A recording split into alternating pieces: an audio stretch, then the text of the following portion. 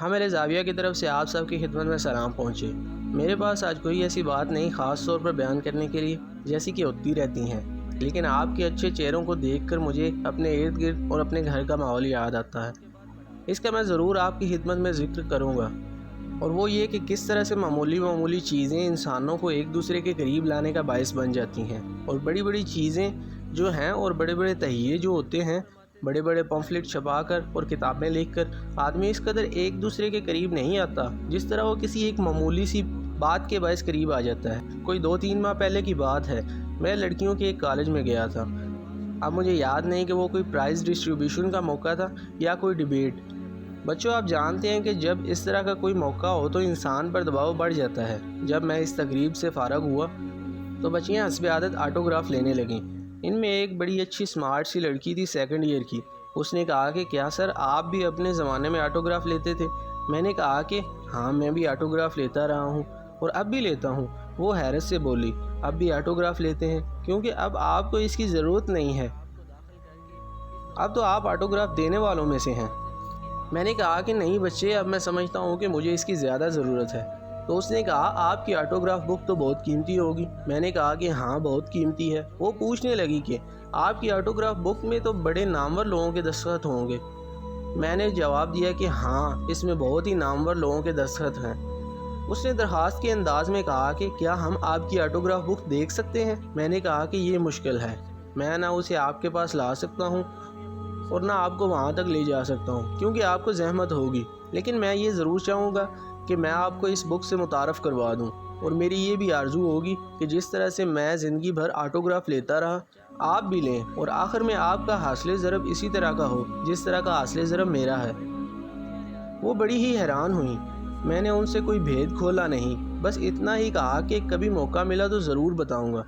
اب مجھے وہ بات یاد آ ہی گئی ہے تو آپ کو بتاتا ہوں۔ جب میری شادی ہوئی تو وہ ایسا زمانہ تھا جب امیری دعوے اور تقاضے اتنے تھے نہیں، اور میں اور بانو قدسیہ دونوں اچھے اور درمیانے درجے کے تھے، اور ویسے زندگی بسر کر رہے تھے جیسے عام لوگ کرتے تھے، لیکن خوش بہت تھے۔ ہم دونوں یہ ضرور چاہتے تھے کہ ہماری ایسی اچیومنٹ ہو اور ہم ایسے نامی گرامی ہوں کہ لوگوں کو رائے دے سکیں، حالانکہ یہ چیزیں انسان کے اختیار میں نہیں ہوتی ہیں جب تک اللہ اسے عطا نہ کرے۔ ہم ٹھیک ٹھاک زندگی بسر کر رہے تھے، اور یہ خواہش ہوتی کہ کچھ نہ کچھ اور کچھ ایسی چیزیں ہمارے گھر میں بھی اکٹھی ہوتی رہیں جیسے نو بیاہتا جوڑے کو آرزو ہوتی ہے گھر بنانے کی۔ اچھا، عورت کے بارے میں آپ ایک بات ضرور یاد رکھیے کہ عورت اور چڑیا دونوں ہی اپنے گھونسلے میں ہر طرح کا ڈکا تنکا استعمال کرتی ہیں۔ چڑیا کو آپ نے دیکھا ہوگا، وہ لمبا تنکا بھی لے کر جاتی ہے، چھوٹا بھی، سرکنڈے جیسا بھی، کھردرا بھی اور ملائم بھی، اور جب اس کا گھونسلہ بن چکتا ہے تو وہ انتہائی خوبصورت اور خوشنما ہوتا ہے۔ میری بیوی بھی چڑیا کی طرح کوشش کر کے اپنے غریبی دعوے کے مطابق گھر میں ایسی چیزیں لاتی تھی جو اس کے گھر کو ایسی ہی عزت بخش سکیں جیسا کہ بڑے گھروں کو ملتی ہیں، لیکن بیچاری کا بس نہیں چلتا تھا۔ پھر ہم اچانک بیچ میں امیر ہو گئے۔ ہمارے امیر ہونے کی ایک نشانی یہ تھی کہ ہمارے گھر میں نئی چیزیں آئیں جو پہلے ہمارے گھر میں نہیں تھیں۔ وہ شیمپو کی شیشی تھی۔ اس زمانے میں کسی کے گھر میں شیمپو ہونے کا مطلب امیر ہونا تھا۔ وہ 9 روپے 11 آنے کی شیشی تھی، رنگ اس کا گہرا سبز تھا اور اس کا منہ بڑا تنگ ہوتا تھا۔ ہم نے امیر ہو کر اس شیمپو کے ساتھ اپنے سر کو دھونا شروع کیا، اور ہم اتنے خوش ہوئے کہ جیسے دنیا جہاں کی نعمت اور دولت ہمیں مل گئی ہو، لیکن چونکہ مالی حالات کچھ اچھے نہیں تھے۔ یہ خفیہ بات ہے جو میں اب آپ کو بتانے لگا ہوں، کسی کو بتائیے گا نہیں۔ جب ہم وہ شیمپو استعمال کرتے تھے تو پہلے غسل خانے میں جا کر لال صابن سے سر دھوتے تھے۔ جب سر دھل جاتا تو ہم میں سے جو بھی نہا رہا ہوتا وہ اپنا گیلا ماتھا باہر نکالتا، اور جو باہر ہوتا وہ اس شیشی کا ڈھکنا کھول کے شیمپو 1 ٹکا اس پر لگا کر فوراً شیشی سیدھی کر لیتا۔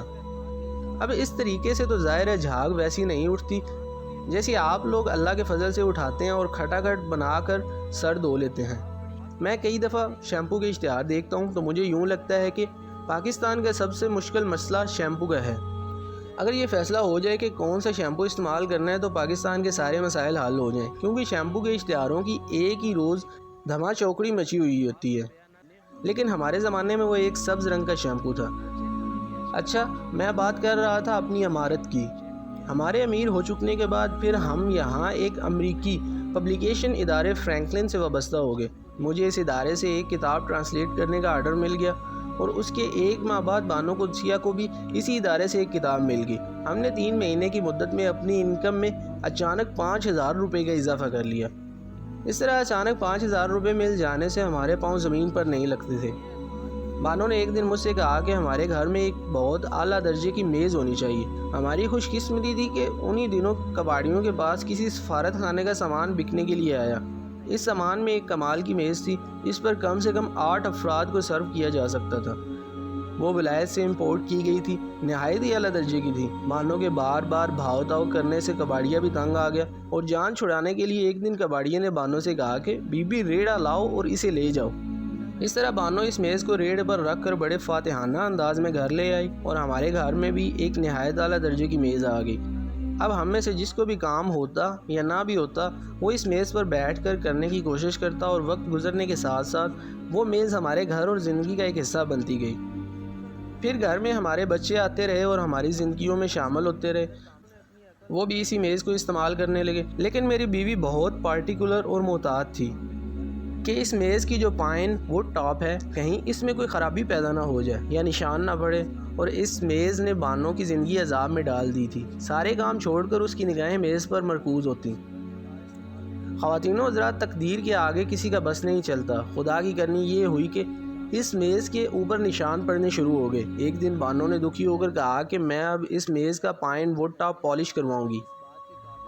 میں نے کہا کہ واقعی اس کی حالت ایسی نہیں کہ ہم اسے ایسے ہی رہنے دیں۔ چنانچہ پالش کرنے والے کو گھر بلایا گیا۔ اس نے دیکھ کر کہا کہ اس ٹاپ پر رندہ تو لگ نہیں سکتا کیونکہ یہ بہت سافٹ ہے اور ہمارے پاس ایسے آلات نہیں ہیں جو ہم اس پر استعمال کر سکیں۔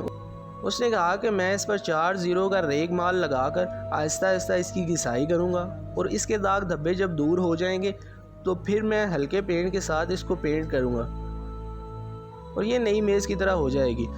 جس دن اس پالش والے کو آنا تھا اور اس نے کام شروع کرنا تھا، اس رات میں اور میری بیوی بیٹھے اسی میز پر کچھ کام کر رہے تھے تو میں نے اس سے کہا کہ بانو اس میز کی سطح کو غور سے دیکھو اور ان تمام نشانات کے ساتھ اس تاریخ کو تلاش کرو جب یہ نشانات یکے بعد دیگرے پڑتے رہے۔ یہاں تمہارے بڑے بیٹے نے پرکار سے نشان ڈالے تھے جب وہ پرچہ حل کر رہا تھا۔ پھر آپ کی والدہ وہ اس کے کونے پر بیٹھ کر اپنے مقررہ وقت پر سر کو گداب لگاتی رہیں، باوصف اس کے کہ وہ بہت موٹا اخبار پھیلا کر بڑی احتیاط کے ساتھ گداب لگایا کرتی تھیں، لیکن اس کے داغ دھبے اس میز پر لگ ہی جاتے تھے۔ پھر جب ہمارا منجلا بیٹا پیدا ہوا، اس زمانے میں ایسے کھلونوں کا نیا رواج چلا تھا جو بغیر چابی سے چلتے تھے۔ ان کے پہیے ایک بار گھما دیے جاتے تھے اور وہ تھوڑی دیر کے لیے چارج ہو جاتے تھے۔ ہمارا پیارا منجلا بیٹا جب ان کھلونوں کو گھسا کر چھوڑتا تھا تو اس میز پر اس کے نشان پڑتے تھے، اور اس میز پر ایسے ہی نشان تھے جیسے جدہ کے باہر ٹینکوں کے پٹوں کے نشان ہیں، اور یہ نشان اس میز کی سرفیس پر موجود ہیں۔ پھر میں نے ایک مرتبہ اپنے دفتر میں اپنے باس کی خوشنودی کے لیے گتے کا ریک سنہرا ویلکم کاٹا تھا اور اس کو پیپر کٹر کی بجائے کسی اور کٹر سے کاٹا تھا، اور اس کے نشان بھی میز پر موجود تھے۔ تم جو بڑے احتیاط سے اپنی سلائی مشین رکھ کر سلائی کرتی رہی ہو، اور اس کے چاروں پوڈوں کے نشان بھی بڑی پختگی کے ساتھ اس میز پر موجود ہیں۔ جب اتنے آدمیوں کے دستخط اس پر موجود ہیں تو تم اپنے اس قیمتی آٹوگراف کو کیوں ضائع کرتی ہو؟ اس کو تو بڑی احتیاط سے، بڑی محبت سے، بڑی دلجوئی اور دل جمی کے ساتھ رکھنا چاہیے۔ یہ ہمارے گھر کی آٹوگراف بک ہے اور اس پر میرے بچوں کے، تمہاری والدہ کے اور تمہارے بے پرواہ کسی ملازم کے، الغرض سب کے نشان موجود ہیں۔ اگر اس پر 4 زیرو کا ریگ مال پھرا تو یہ سارے نشان مٹ جائیں گے۔ میں چاہتا ہوں کہ تم اس کو ایسے ہی رہنے دو۔ یہ بات بانو کے دل کو لگ گئی اور اس نے کہا ٹھیک ہے، لیکن اسے خوف بھی ہوا۔ بچوں، عورت کے دل کا سب سے بڑا خوف یہ ہوتا ہے کہ دوسری کیا کہے گی۔ جب مہمان گھر میں آئیں گے تو خواتین تھر تھر کانپ رہی ہوتی ہیں کہ کہیں کسی بات میں کوئی کمی بیشی نہ ہو جائے، کوئی یہ نہ کہہ دے کہ اس کو تو گھر رکھنا نہیں آتا۔ میں نے اپنی بیوی سے کہا کہ ہم ایک پلاسٹک شیٹ خرید لیں گے۔ جب گھر میں شرفا، نکتہ چین اور تنقید کرنے والی عورتیں آئیں گی تو ہم اس پلاسٹک کور کو اس میز پر ڈال دیا کریں گے۔ اس سے ان کی بھی تسلی ہو جائے گی اور ہماری آٹوگراف بک بھی محفوظ رہے گی۔ انسانوں کے آپس کے تعلق کو بہت ڈھیلے انداز میں دیکھنے کی ضرورت ہے۔ اگر ایک انسان کی روح دوسرے انسان کی روح کو سمجھنے کے لیے مائل ہو تو پھر بڑی آسانی ہو جاتی ہے، اور لڑائی اور کچھ کا سما جو آدمی تقابلی مطالعے میں برداشت کرتا ہے آسان ہو جاتا ہے۔ میں نے جو نشانات آپ کو گنوائے ہیں، اب ان میں اور دستخطوں کا اضافہ ہو گیا ہے۔ میرے بیٹے نے تھوڑے دن پہلے مجھے امریکہ سے خط لکھا اور اس میں وہ مجھ سے یوں مخاطب ہوا: ابو، میں نے سنا ہے کہ آپ کے پوتے پوتیوں کی وجہ سے اس آٹوگراف پیج پر کچھ نئے دستخط بھی آ گئے ہیں۔